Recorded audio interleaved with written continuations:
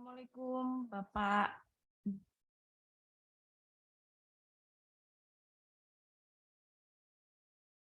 Assalamualaikum, Pak. Waalaikumsalam. Iya, Pak. Sudah Ini sampai? lagi sudah, Pak. Ini teman-teman juga sudah masuk. Mungkin tinggal satu orang, tapi bisa Bapak untuk dimulai, monggo. Karena mengingat waktu Bapak juga, nanti Bapak juga harus ini ya, Pak. Tek, Iya, iya. karena Nggih. apa namanya perbedaan waktu. Oh, nggih, Pak, siap. Buku udah sampai ya, buku saya ya. Ini, bukunya mungkin di Bu Isdian, Pak, insya Allah. Oh ya udah, itu untuk Nggih, tim-tim lab nggih. hukum supaya bisa saya nggak memberikan nggak cuma satu kok, lebih, jadi bisa sembari dibaca Oh, nggih, Pak. bukunya. Nggih. Bapak mungkin teman-teman bisa nanti yang belum bergabung mungkin langsung bisa ngikutin aja Pak. Cuman tinggal satu orang saja kok Pak. Nggih, monggo Pak kalau misalkan mau dimulai bisa langsung ya Bu Tessa ya. Saya bisa ya, oke baik. Nggih. Eh, saya coba sembari buka ininya. Nggak bisa dibuka ini, Pak. The Oh iya host. sebentar Pak. Oh.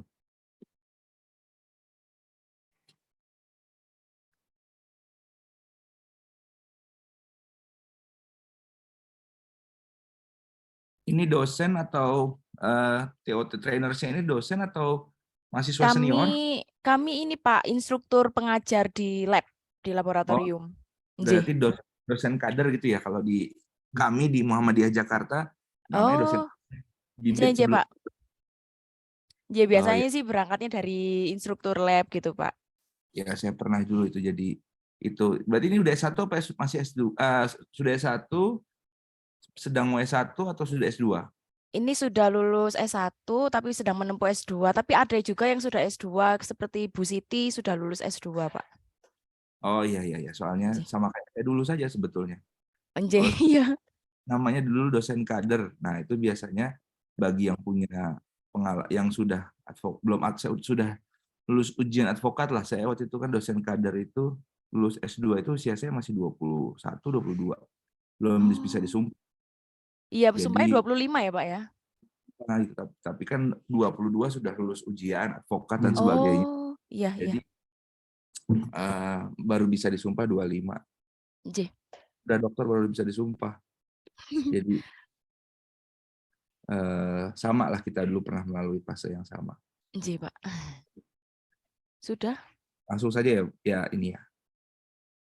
Nggih, Pak, monggo. Baik, Mbak Cindy, saya izin memulai. Bismillahirrahmanirrahim. Assalamualaikum warahmatullahi wabarakatuh. Yang saya hormati Waalaikumsalam.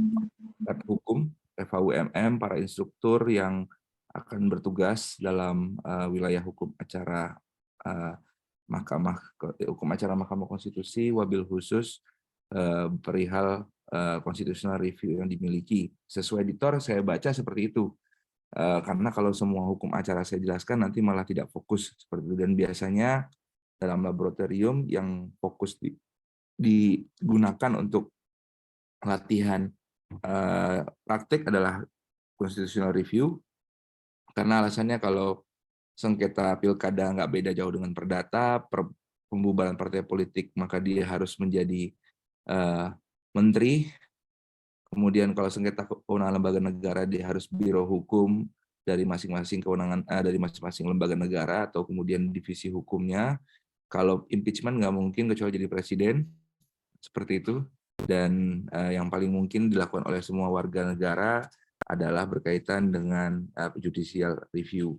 Nah, dalam poin ini saya sudah memberikan ya hadiah oleh-oleh buku saya, hukum acara MK, kepada lab hukum. Harusnya sudah sampai, kalau di notifikasi saya sudah sampai. Saya mengirimkan 5 apa 6 ya, saya lupa, staff saya mengirimkan. Kemudian bisa digunakan untuk lab membaca. Nah, buku hukum acara MK saya ini agak beda. Kenapa? Karena saya tidak pernah berafiliasi dengan MK. Pernah jadi asisten hakim sebentar, 6 bulan. Tapi saya nggak mau karena saya disuruh menjadi PNS.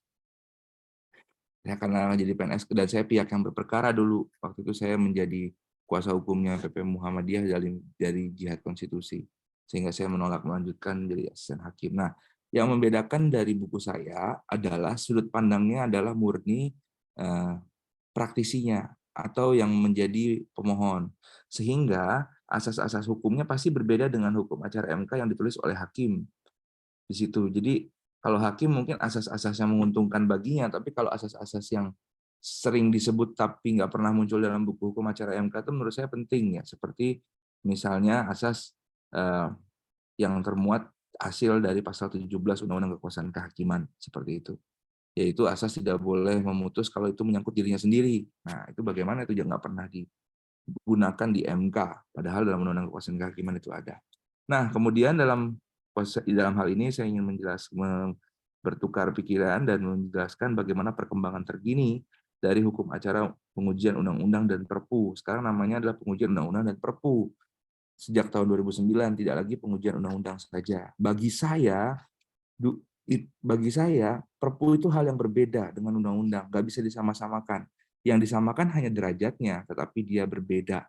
Baik menyusun dalilnya, positanya, hingga bagaimana petitumnya, itu pasti berbeda. Sehingga ketika para instruktur nanti berbicara tentang Perpu, sudah pasti positanya berbeda, terus petitumnya berbeda, kompetensi absolutnya penguraiannya juga berbeda. Ini yang kemudian perlu kita waspadai dalam menjelaskan kepada hal yang perlu mengetahui aspek hukum acara. Satu hal yang paling penting adalah kita membahas kali ini adalah hukum formil ya. Hukum formil beda dengan hukum material, atau hukum formil biasa dipadankan dengan istilah hukum acara. Terus hukum acara ini dalam berbagai macam literatur dia punya banyak sekali istilah. Ada yang disebut procedural law, adjective law, rule of court, legis actionis itu kalau yang Latin, Formelsrecht atau Prozessrecht dari bahasa Jerman atau Belanda. Intinya semuanya adalah hukum acara. Yang spesifik dari hukum formil adalah hukum formil itu fokusnya kepada aspek formil atau prosedur. Sehingga ketaatan terhadap prosedur menunjukkan bahwa penegakan hukum formil dijalankan sebagaimana ketentuan hukumnya. Akibatnya hukum prosedur atau yang biasa dikenal dengan hukum acara itu harus ditaati. Prinsip dasarnya seperti itu ya, karena dalam praktek hukum acara MK kadang hukum acara nggak begitu ditaati banget sih, menurut saya seperti itu. Nah ini kalau yang paling penting doktrin hukumnya adalah harus taat, sehingga orang yang mau belajar hukum acara, apapun hukum acaranya, dia harus masuk ke dalam ruang laboratorium dengan membawa sumber hukumnya, karena kebenarannya itu adalah kebenaran prosedur atau procedural justice, procedural truth, seperti itu. Nah ini Prof. Sudikno Mertokusumo sudah pernah bilang juga demikian.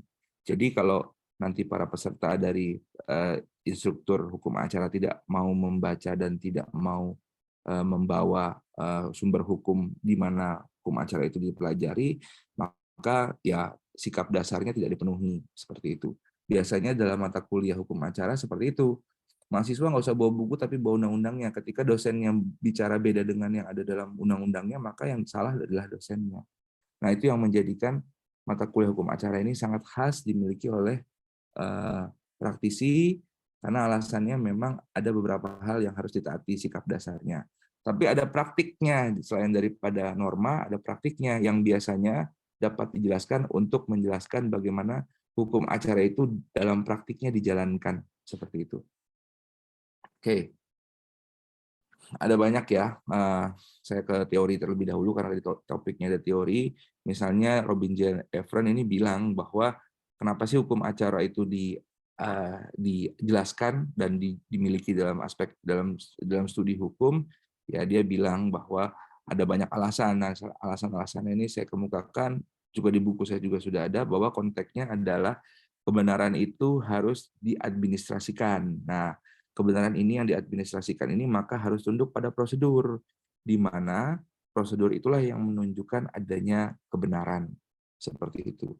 Nah, ini yang kemudian penting. Misalnya ambil contoh yang kita pahami ya, misalnya ditemukanlah suatu bukti untuk tindak pidana tertentu, tetapi bukti itu diperoleh juga dengan tindak pidana. Apakah kemudian bukti tersebut dapat dikategorikan bukti yang dapat digunakan untuk menjelaskan tindak pidana yang pertama? Jawabannya jelas tidak.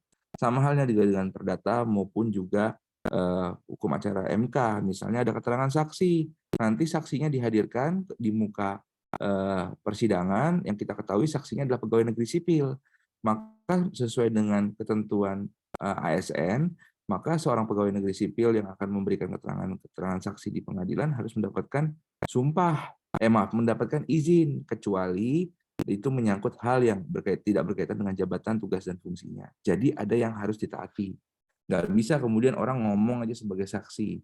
Misalnya di MK, saya pernah menghadiri seorang saksi untuk pengujian undang-undang Ibu Kota Negara, saya sebagai kuasa hukum itu nggak baca CV-nya saksi.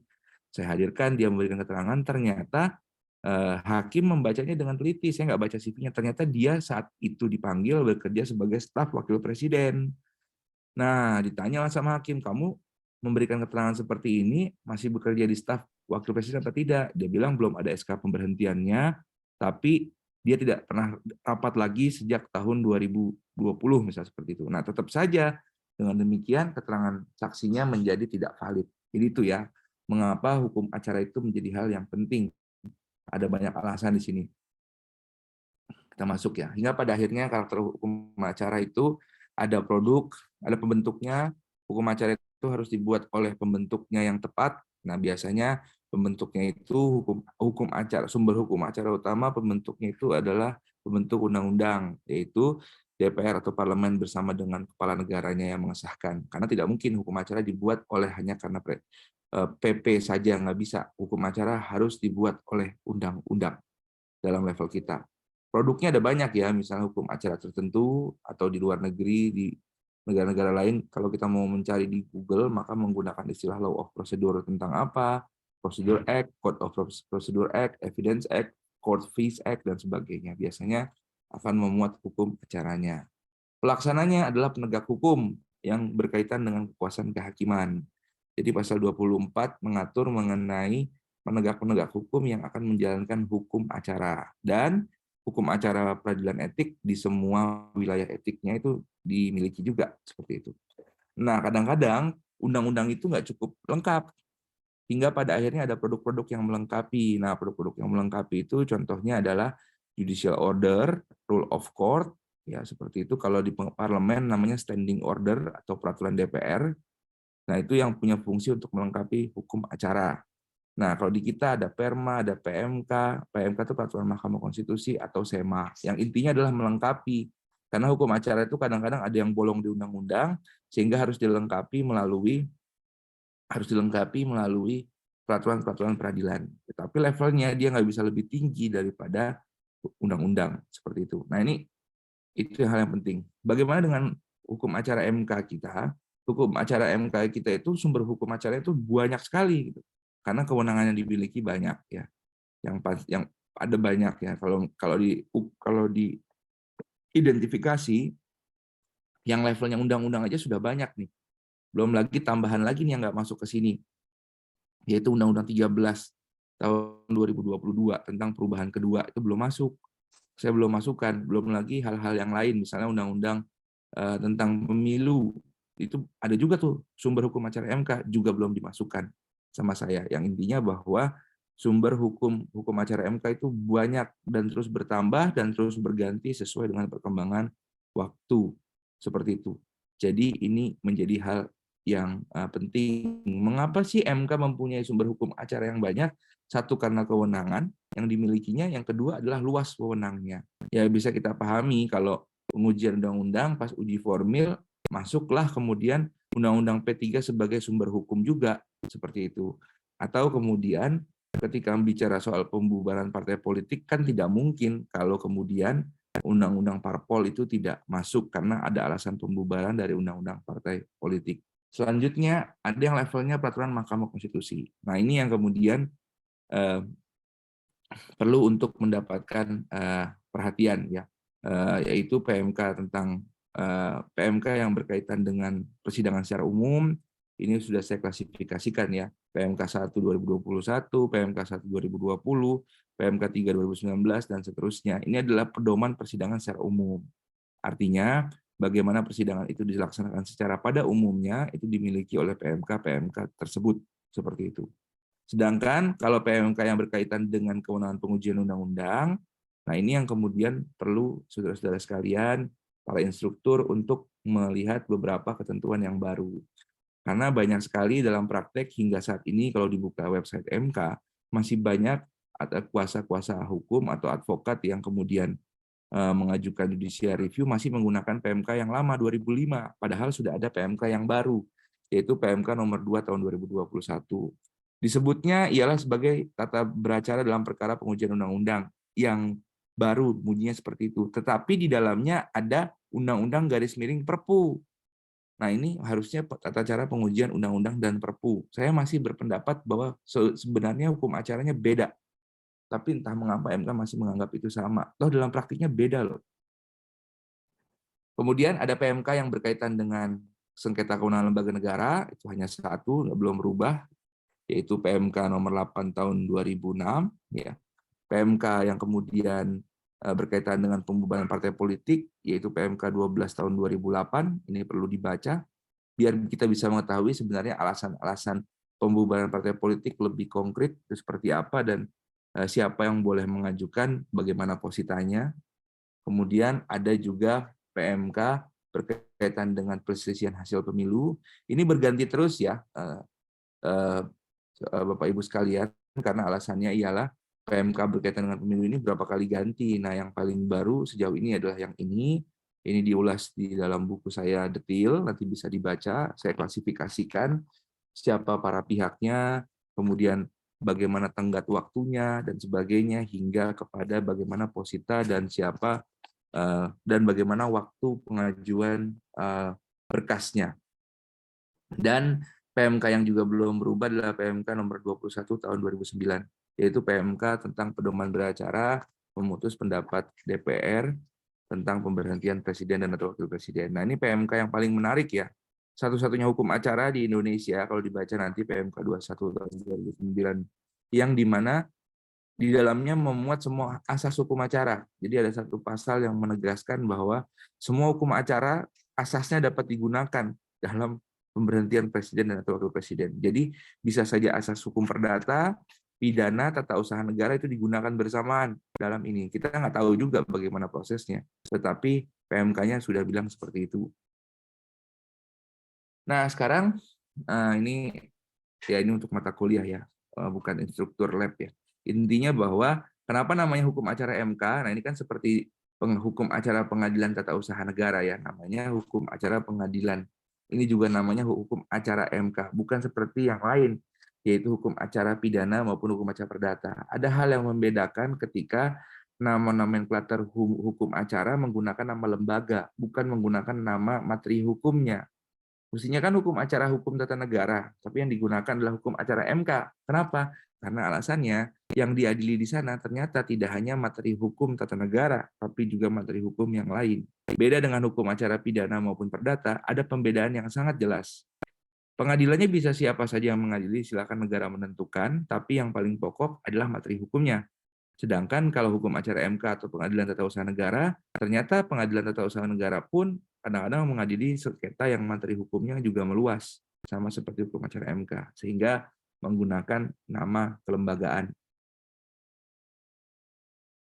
Dan ada beberapa hal yang perlu kita ketahui terkini, kondisi terkini ya.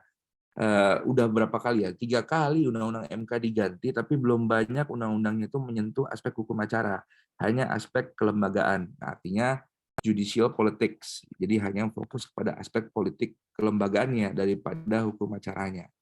Dan pada akhirnya MK perkembangan hukum acaranya itu hanya bertumpu pada pasal 86 yang dimana menentukan bahwa MK dapat membuat peraturan yang memenuhi dan melengkapi perkembangan hukum acara. Sebetulnya kurang tepat ketika hukum acara diserahkan kepada lembaga yang mengadilinya. Harusnya undang-undang seperti itu. Nah, ini ada beberapa asas yang kemudian berbeda dengan beberapa buku hukum acara MK yang saya klasifikasi menjadi 2, ada asas di wilayah hukum acara dan asas di wilayah pembuktian. Nah, karena dua-duanya ini hal yang berbeda. Jadi kalau mata kuliah hukum acara biasanya ada mata kuliah hukum pembuktian nih. Biasanya di instruktur itu di lab itu yang dibahas adalah hukum pembuktian. Karena hukum acara biasanya dalam studi S1-nya. Hukum acara MK mempunyai beberapa asas, dan ini hal yang krusial, yaitu asas ius curia novit, hakim dianggap tahu, persidangan terbuka untuk umum, bahwa segala persidangan MK terbuka untuk umum kecuali ditetapkan sebaliknya, seperti yang terjadi pada pengujian undang-undang perfilman, undang-undang pornografi, itu dibuat tertutup karena ada tayangan-tayangan yang mau ditampilkan dan itu memuat aspek kesusilaan. Atau kemudian persidangan harus dilaksanakan secara tertutup apabila menyangkut rahasia negara dan sebagainya. Jadi nanti bisa dibaca PMK nomor 2 tahun 2021 bahwa persidangan dapat dilaksanakan secara tertutup dengan beberapa kualifikasi. Umumnya karena kesusilaan, karena persoalan anak, dan yang ketiga karena persoalan rahasia negara. Yang ketiga ada asas imparsialitas, impartiality artinya ialah tidak berpihak atau memberi kesan tidak berpihak. Nah, ini ada dua nih. Bertindak tidak berpihak itu pasti karena itu adalah hal yang de facto. Yang kedua adalah yang disebut sebagai de jure, yaitu berkesan tidak berpihak. Jadi misalnya ambil contoh. Hakim datang ke Istana Negara lalu diminta untuk memberikan pendapat atas penerbitan undang-undang tertentu. Nah, nggak boleh, karena itu berkesan berpihak. Seperti itu. Atau hakim datang ke suatu acara seminar di perguruan tinggi bebas ya, tapi kemudian bicara atau mengkritik undang-undang tertentu yang masih berlaku, itu nggak bisa. Jadi pada saat seperti itulah terbatas dirinya untuk berkesan adanya keberpihakan. Ini diatur dalam Undang-Undang Kekuasaan Kehakiman, tidak di Undang-Undang MK saja. Kemudian peradilan dilaksanakan secara cepat, sederhana, dan biaya ringan. Nah, speedy trial ini sebetulnya maknanya bukan cepat, artinya selesainya cepat hingga tidak berhati-hati. Sederhana artinya tidak terfasilitasi, dan biaya ringan maknanya ialah artinya dikenakan biaya, tapi kemudian biayanya itu dianggap ringan sepihak gitu. Tidak, tapi cepat, sederhana, dan biaya ringan itu maknanya ialah pelaksanaan persidangannya itu ditentukan waktunya menurut hukum, sederhana ditentukan bagaimana tata caranya, dan biaya ringan ditetapkan berapa biayanya. Tapi kita sudah tahu bahwa berperkara di Mahkamah Konstitusi tidak ada biaya perkara. Seperti itu. Kemudian yang kelima yaitu nemo iudec indonesius in propria causa. Ini yang tadi saya sebutkan bahwa nemo iudec indonesius in propria causa, yaitu hakim tidak boleh memutus atau wajib mengundurkan diri ketika yang hendak diputusnya itu menyangkut dirinya sendiri. Nah, ini ada di dalam pasal 17 Undang-Undang Kekuasaan Kehakiman, yang dalam beberapa buku hukum acara MK ini nggak disebut nih. Ada beberapa pendapat yang bilang bahwa pasal 17 tidak mengikat terhadap MK, nggak tepat sebetulnya seperti itu. Tapi ini diatur dalam Undang-Undang Kekuasaan Kehakiman, dan MK bagian dari kekuasaan kehakiman, sehingga ini sebetulnya mengikat terhadap MK. Kemudian ada asas final dan mengikat, ya. Ini adalah sesuai dengan Undang-Undang Dasar bahwa putusan MK itu final dan mengikat kecuali terhadap pemberhentian presiden, karena yang menentukan adalah MPR. Erga omnes artinya segala putusan Mahkamah Konstitusi itu tidak hanya berdampak kepada para pihak yang berperkara, tetapi segala macam pihak di luar dari perkara tersebut.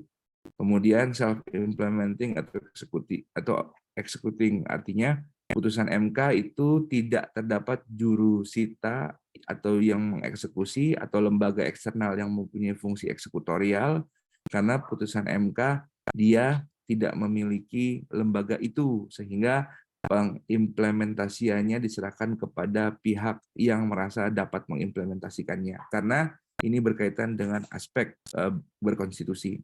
Kemudian ada pembuktian. Nah, ini pembuktian ini hal yang penting juga, karena pembuktian itu punya asas yang berdiri sendiri, seperti misalnya asas audi et alteram partem. Ini kan asas hukum perdata ya, acara perdata, di mana asas ini menjelaskan bahwa para pihak itu harus didengarkan keterangannya secara seimbang. Jadi dalam asas pembuktian ini harus seimbang kesempatannya. Bagi yang suka berperkara hukum acara perdata pasti tahu bahwa kalau kesempatan penggugat itu 2 kali pembuktian, maka tergugat juga harus sama 2 kali.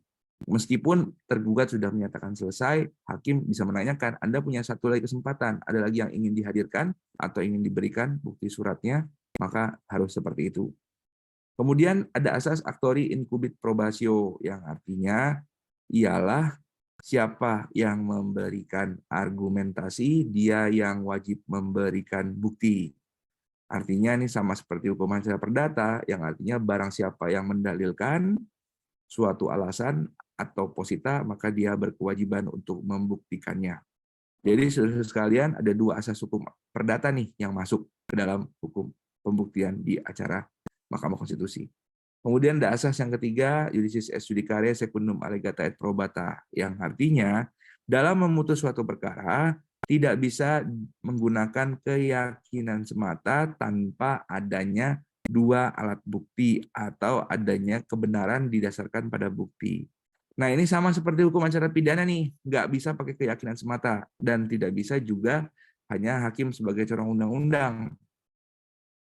Tapi maknanya di sini biasanya kalau dalam buku hukum acara lain menyebut hakim MK bersifat aktif dan pasif serta aktif. Nah, kalau saya menyebutnya sebaliknya bahwa hakim MK dalam memutus itu harus iudicis est judicare secundum allegata et probata, yaitu tidak boleh memutus tanpa mempertimbangkan bukti atau keyakinan yang disebabkan oleh adanya bukti. Jadi kalau tanya hakimnya aktif nggak? Aktif, tapi dia juga pasif karena ada dua asas yang tadi di atas, seperti itu. Kemudian ada presumption of constitutionality dan presumption of liberty. Presumption of constitutionality artinya segala macam tindakan yang dilakukan oleh pemerintah dalam bentuk pembentukan undang-undang ataupun perpu harus dianggap konstitusional sampai dinyatakan sebaliknya oleh mahkamah. Artinya segala macam undang-undang yang diuji di Mahkamah Konstitusi tetap dapat dijalankan sampai MK menyatakan dia inkonstitusional. Ya, jadi ada presumption of constitutionality. Jadi nggak ada penundaan pelaksanaan undang-undang, tapi dapat dijalankan. Kalau penundaan pelaksanaan kan adanya di PT UN seperti itu. Tapi pernah tidak ada permohonan provisi untuk penundaan pelaksanaan? Pernah. Pernah karena dianggap itu dianggap itu penting ya. Biasanya menyangkut pemilu itu suka ada tuh putusan sela dan sebagainya dulu, sekarang udah nggak ada. Kemudian ada presumption of liberty, yaitu asumsi bahwa setiap undang-undang yang ada yang dibentuk oleh pemerintah itu memberikan beban kepada warga negaranya. Jadi adanya pemberian beban yang mengurangi kebebasan warga negaranya, sehingga dalam proses pembuktian, beban pembuktian tidak hanya pada pemohon, tetapi juga ada pada pembentuk undang-undang, karena mereka diletakkan presumption of liberty, bagaimana memberikan penjelasan ke mahkamah bahwa norma yang disusun bukan dengan tujuan membatasi kebebasan hakiki, melainkan tujuannya adalah untuk mengatur untuk kepentingan umum, seperti itu. Oke, itu yang penting. Ini sama tadi sudah saya sebutkan, ya ini juga.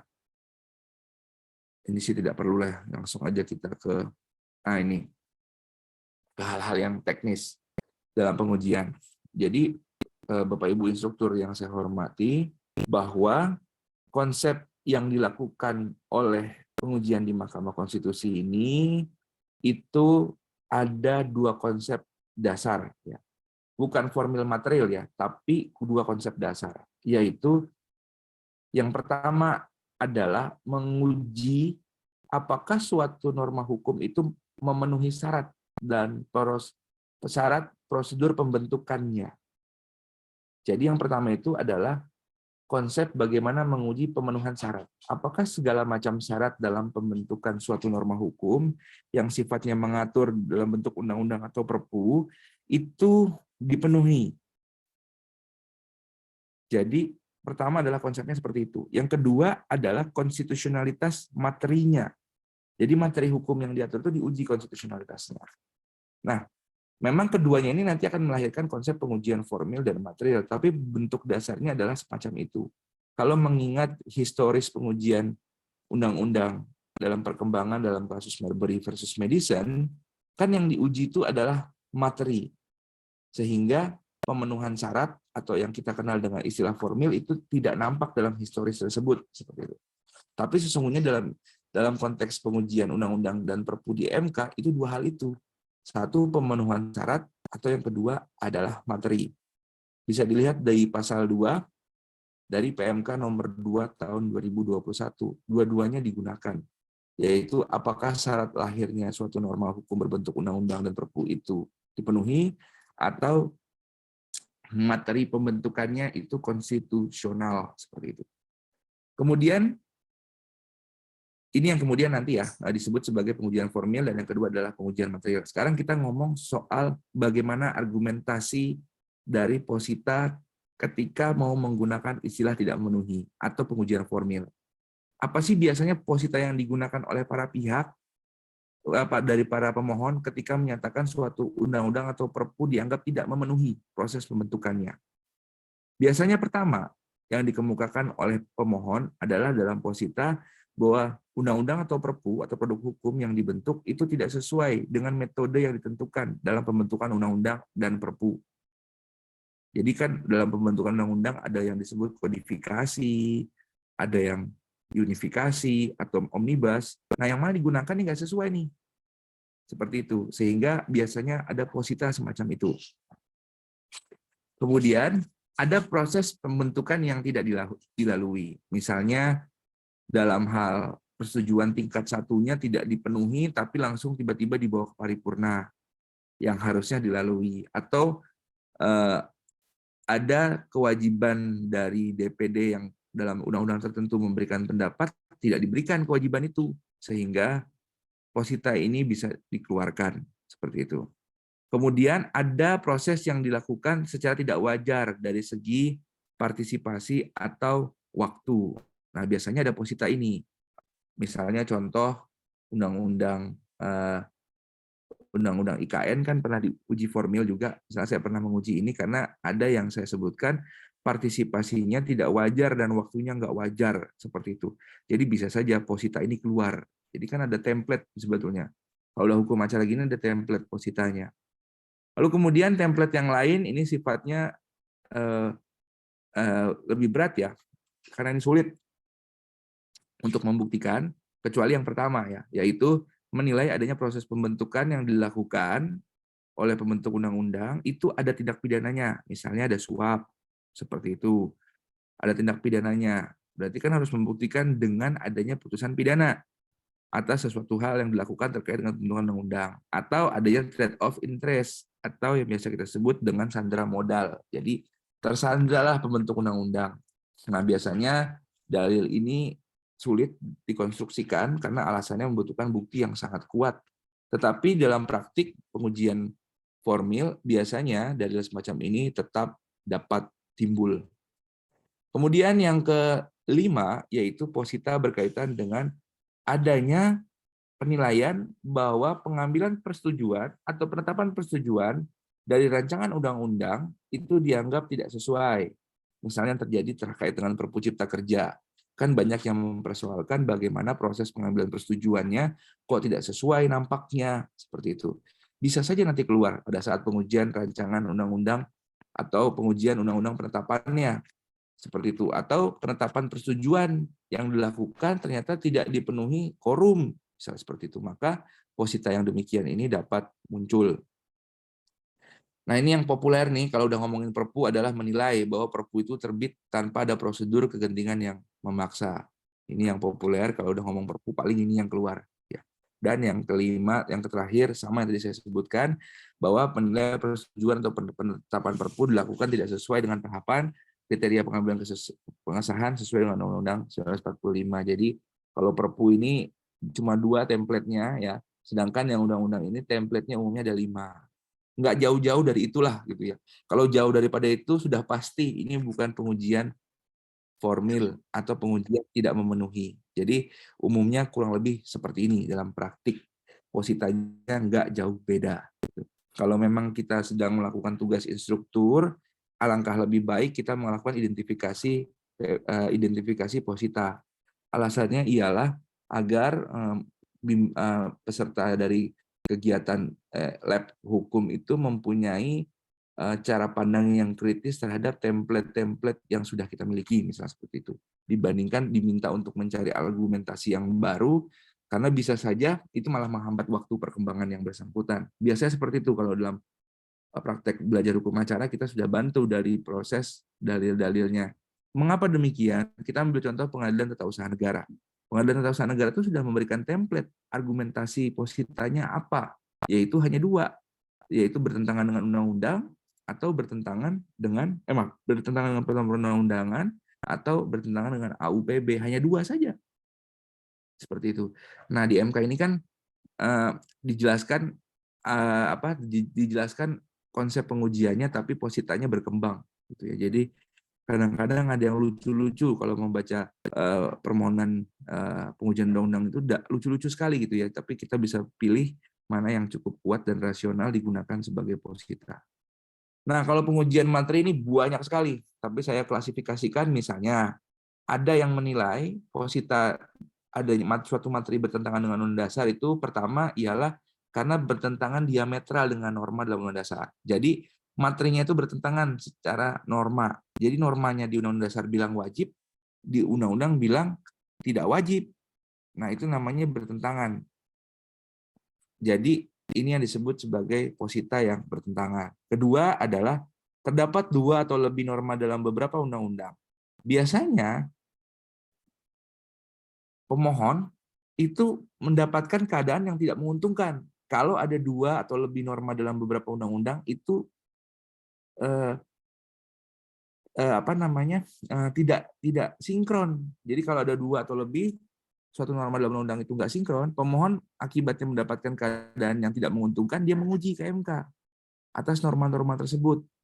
Apa contohnya? Contohnya adalah ketika Mahkamah Agung menguji Undang-Undang KY tahun 2006. Itu kan Mahkamah Agung beranggapan bahwa ini ada norma yang bertentangan ini antara Undang-Undang KY, Undang-Undang Mahkamah Agung, Undang-Undang MK, dan seterusnya. Tapi yang diuji hanya Undang-Undang KY. Meskipun dalam prakteknya pengujian itu meluas, hingga MK pun ultra petita. Nah, Mahkamah Agung beranggapan bahwa ketidakjelasan norma itu merugikan mereka. Nah, ini bisa dijadikan sebagai posita. Kemudian yang ketiga adalah menilai materi tertentu bertentangan dengan materi lainnya dalam suatu undang-undang, sehingga bertentangan dengan dasar. Jadi misalnya, ada undang-undang yang bilang bagus, tapi di undang-undang yang lain bilangnya tidak menguntungkan pemohon. Jadi ada kontradiktif antara satu norma yang sama dalam undang-undang yang berbeda, sehingga dianggap bertentangan dan tidak memberikan kepastian hukum. Umumnya yang ketiga ini akan didalilkan berdasarkan pasal 28D ayat 1, seperti itu. Kemudian yang keempat, nah ini biasanya di wilayah hukum pidana nih, biasanya ya, yaitu menilai adanya norma yang bertentangan dengan asas hukum atau doktrin hukum umum. Jadi kalau ada norma hukum yang bertentangan dengan asas hukum atau doktrin hukum umum biasa dipersoalkan. Ini biasa umum terjadi kalau menyangkut di wilayah hukum pidana, ini sering digunakan, atau hukum internasional. Seperti itu. Jadi kalau berkaitan dengan dua wilayah hukum itu, kerap para pemohon menggunakan posita atas dasar bertentangan dengan asas hukum, bukan bertentangan dengan Undang-Undang Dasar. Tapi nanti ujungnya si pemohon akan mengkaitkan dengan pasal 28D ayat 1. Kemudian yang kelima, ada juga posita yang menyatakan bahwa ruang lingkup yang diatur itu lebih luas. Padahal di dalam Undang-Undang Dasar tidak diatur tidak diatur seluas sebagaimana dimaksud dalam undang-undang. Vice versa itu artinya sebaliknya ya. Jadi undang-undang memberikan keluasan pengaturan, keluasan wewenang, keluasan kekuasaan, padahal sebaliknya vice versa dalam Undang-Undang Dasar itu tidak diatur sebagaimana sebaliknya diatur dalam undang-undang. Misalnya ya tadi contohnya adalah kewenangan KY. Di Undang-Undang Dasar itu diatur sampai situ saja, di undang-undang kemana-mana. Hingga akhirnya biasanya ini dijadikan posita. Bukan dikabulkan ya, dijadikan posita atau dalil ya yang diajukan untuk berperkara di pengujian undang-undang. Lalu kemudian yang ke-6 yaitu ada yang dianggap bertentangan dengan hak konstitusional, ini yang umum ya, generik ya. Jadi ada hak konstitusional, hak dalam pasal 28 yang kemudian dilanggar menurut pemohon, maka ini dijadikan sebagai posita, ini yang umum ya. Kemudian bisa saja pemenuhan hak konstitusionalnya itu dihalangi oleh suatu undang-undang, ini dijadikan posita. Lalu kemudian yang 3 terakhir ini yang menarik ya, bicara soal tafsir. Jadi seringkali itu meminta tafsir seperti halnya pengujian sistem pemilu yang saat ini sedang berlangsung di Mahkamah Konstitusi. Jadi tafsir norma tertentu dianggap merugikan hak konstitusional tertentu. Jadi misalnya tafsir norma tertentu yang dilaksanakan dengan demikian itu dianggap merugikan hak konstitusional. Ini mirip-mirip konstitusional komplain ya, tapi ya itu sering dilakukan. Kemudian yang kedua, yang berapa nih? Ke-10 apa 9? Dianggap perlu tafsiran tertentu. Nah, ini contohnya adalah yang sekarang sedang menguji sistem proporsional terbuka, itu sedang diuji karena dianggap lebih baik ditafsirkan tertutup saja gitu ya. Nah, ini yang kerap kali dijadikan sebagai posita, dianggap perlu tafsir tertentu. Biasanya ke pemohon atau kuasa hukumnya akan memohon penafsiran sebagaimana mereka tentukan gitu ya. Dan yang terakhir itu meminta legalisasi. Jadi pemohon itu sudah punya tafsiran, dia sebutkan tuh dalam argumennya, dalam alasan-alasan permohonannya, dia sudah punya tafsiran, tafsirannya seperti ini, harusnya seperti ini, lalu meminta MK legalisasinya saja. Nah, beda sama yang sebelumnya, adanya tafsir tertentu yang dianggap merugikan sehingga ingin mengeliminir tafsiran itu, sedangkan kalau yang terakhir meminta legalisasi tafsiran miliknya. Jadi ini hal yang biasa dilakukan. Untuk poin 3, yang poin 3 terakhir ini biasanya dilakukan oleh kuasa hukum yang punya jam terbang tinggi. Karena yang sulit ketika poin yang 3 terakhir ini adalah mengkonstruksikan petitumnya. Karena si kuasa hukum akan berargumentasi juga tuh dengan hakim, kenapa petitumnya seperti ini. Karena dalam undang-undang petitum itu kan sudah ditentukan, pemohon mengabulkan, permohonan pemohon menyatakan norma tertentu tidak mengikat, kan begitu aja. Tapi kalau yang 3 terakhir ini biasanya itu udah kuasa hukum senior atau sudah berpengalaman di MK karena dia sudah bisa menentukan kerangka tafsir yang tepat untuk dimintakan ke Mahkamah Konstitusi. Nah ini nanti bisa dibaca ya di buku saya tentang bagaimana posisi MK baik sebagai negatif legislator maupun positif legislator.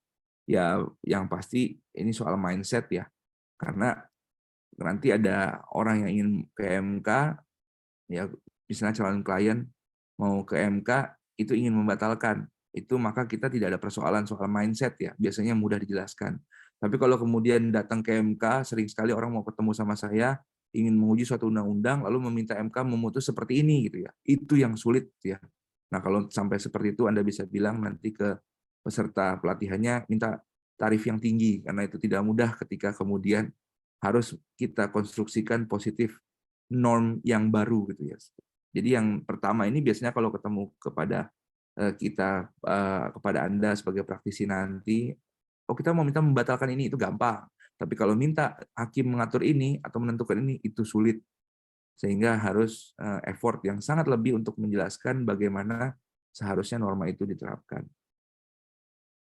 Perkembangan terkini seperti apa sih di MK? Ya, yang pasti sekarang perkembangannya dari segi hukum acara dikenal persidangan jarak jauh. Dulu itu harus datang ke MK bawa berkas 12 rangkap, datang ke pendaftaran.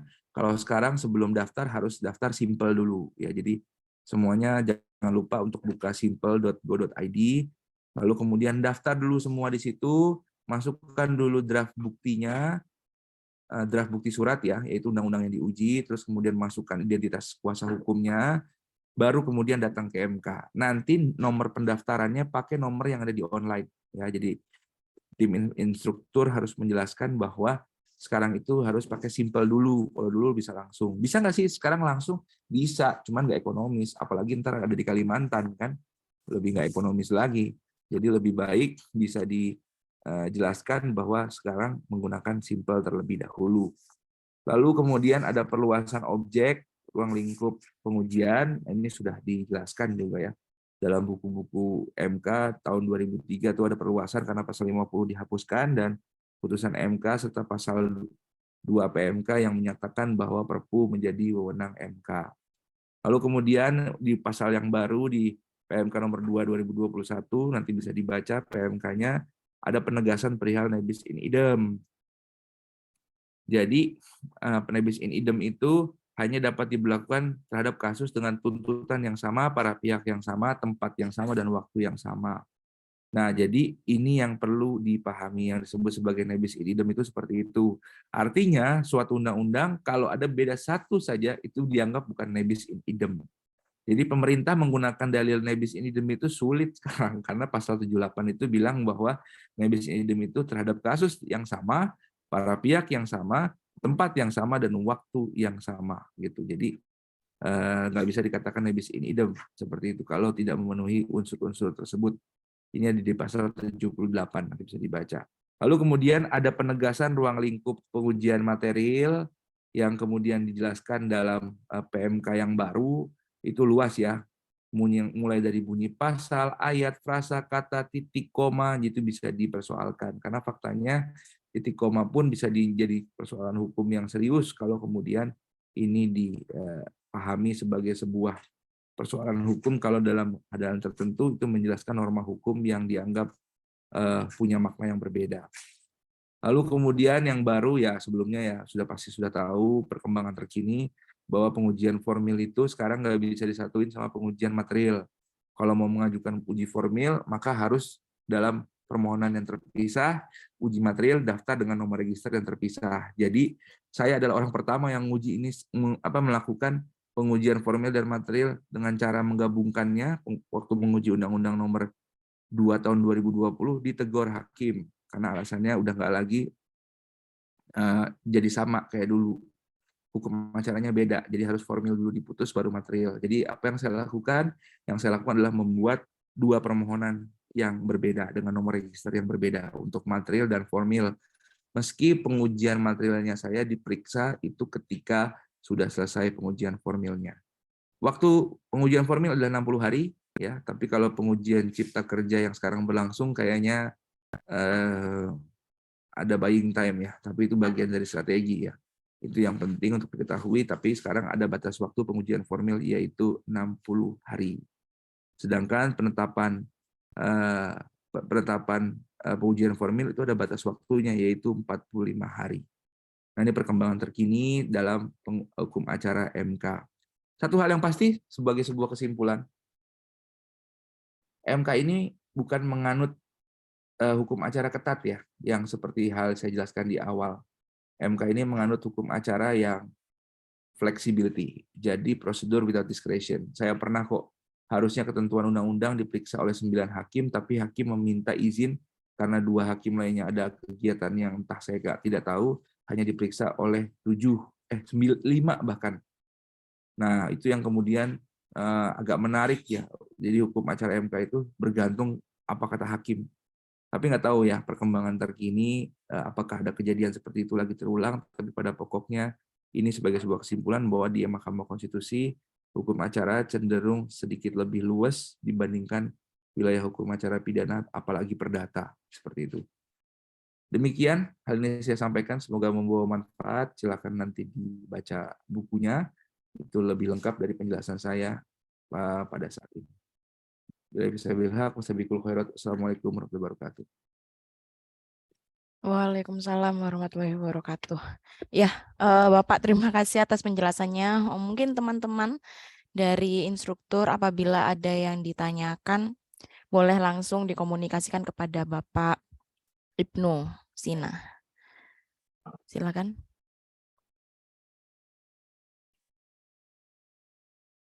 Mungkin saya pribadi sih Pak mau nanya.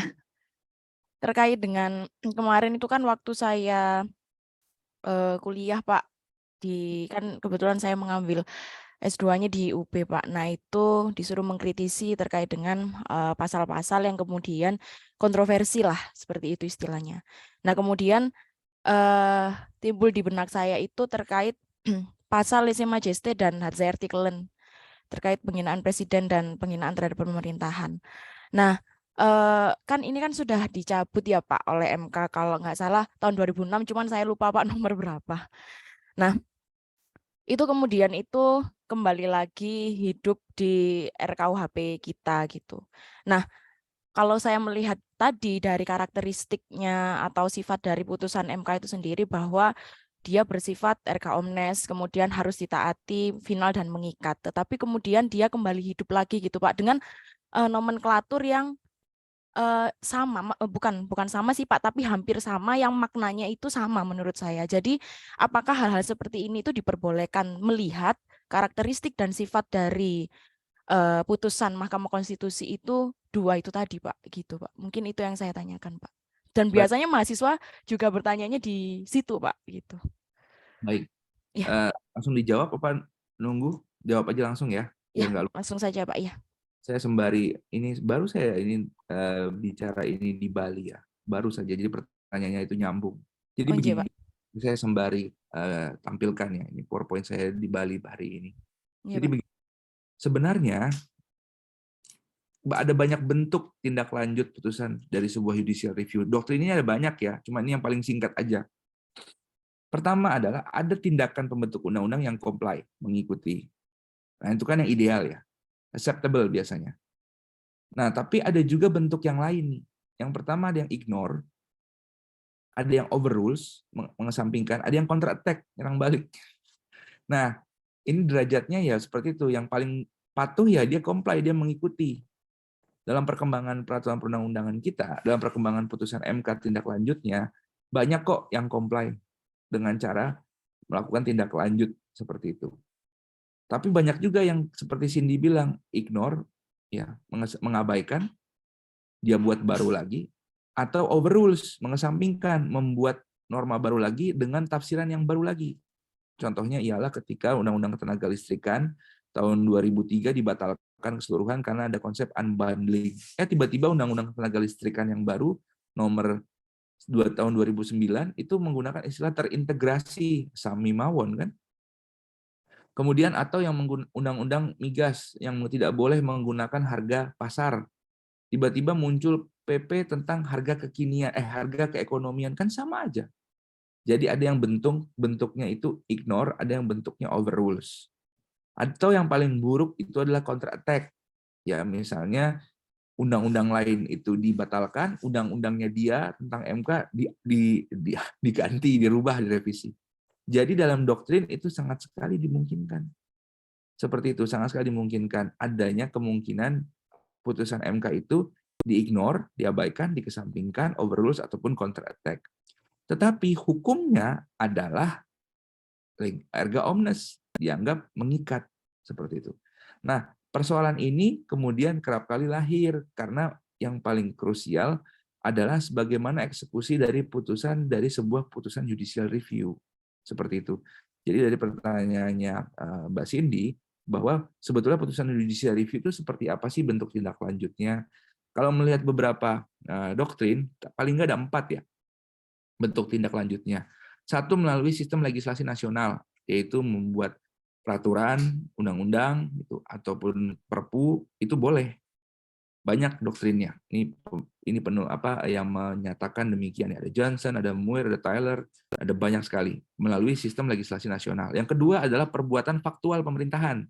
Jadi perbuatan faktual, tindakan pemerintahan yang faktual di wilayah hukum administrasi pasti memahami, bisa menggunakan itu atau keputusan-keputusan tata usaha negara. Jadi kadang-kadang keputusan TUN saja atau SEMA atau bahkan dulu adalah SKB itu menjadi tindak lanjut putusan MK bisa.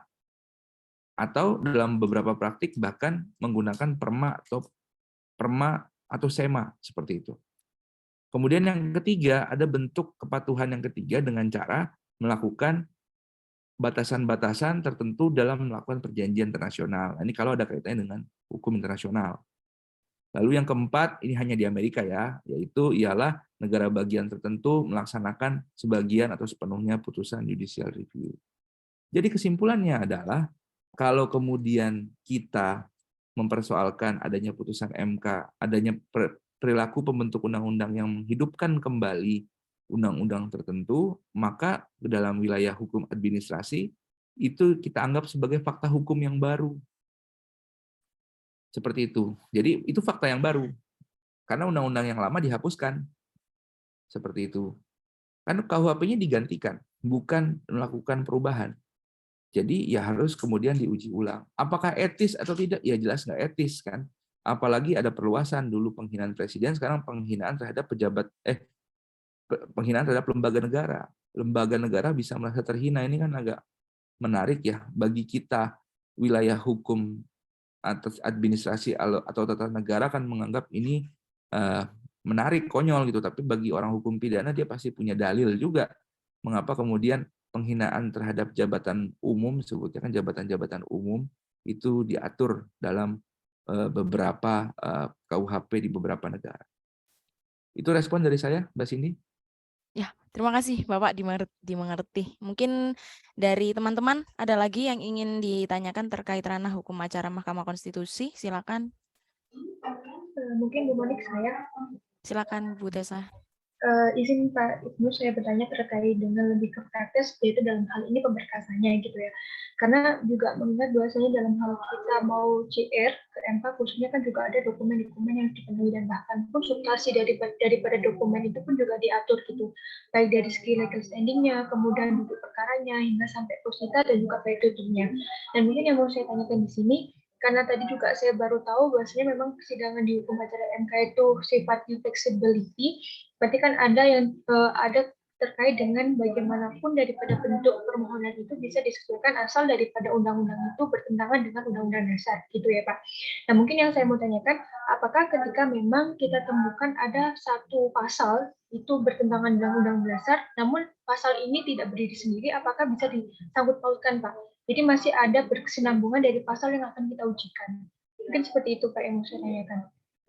Maksudnya pasalnya bertautan gimana ya misalnya? Gini Pak, misalnya di pasal yang mau saya pasal 1 yang saya ujikan itu ternyata masih ada pembahasan di pasal-pasal berikutnya. Jadi tidak berdiri sendiri begitu Pak maksudnya. Baik, begini. Pertama, itu bisa dilakukan ya. Jadi itu sebetulnya strategi ya, Bu Dulif Tama, Bu Tessa tadi disebutnya. Jadi begini. Waktu pengujian Undang-Undang Migas tahun 2012, saya menguji 5 titik. Mulai dari tata kelola, pengawasan, hingga penetapan harga, dan seterusnya. Tiba-tiba yang dikabulkan adalah pembubaran BP Migas, yang nggak saya minta. Gitu. Mungkin nggak? Mungkin. Jadi tekniknya adalah dengan cara melempar beberapa titik. Jadi butuh kerja keras lebih ya. Misalnya ambil contoh. Ini Bu Tessa tidak setuju pada undang-undang ini. Konsepsi dasarnya ada di pasal 1. Tapi pasal lainnya juga ada. Apakah kalau Bu Tessa mau menyerang konsepsi itu saja atau mau menyerang undang-undangnya? Ketika mau menyerang undang-undangnya, maka Bu Tessa harus bekerja keras menemukan hal lainnya yang dipersoalkan. Tapi hal yang utama saja pasal 1 saja cukup, tidak perlu dikaitkan dengan pasal yang lainnya. Misalnya ambil contoh ya, ada suatu undang-undang, ini anatomi undang-undang bab 1, bab 2, bab 3. Bab 1 ketentuan umum, bab 2 itu biasanya tujuan asas, bab 3 dan seterusnya pengaturan substansi. Misalnya undang-undang cipta kerja lah gitu. Cara menguji untuk membatalkan keseluruhan otomatis bab 1 dan bab 2. Tapi kalau ingin mempersoalkan konsepnya, maka menyerang pasal ataupun ayatnya.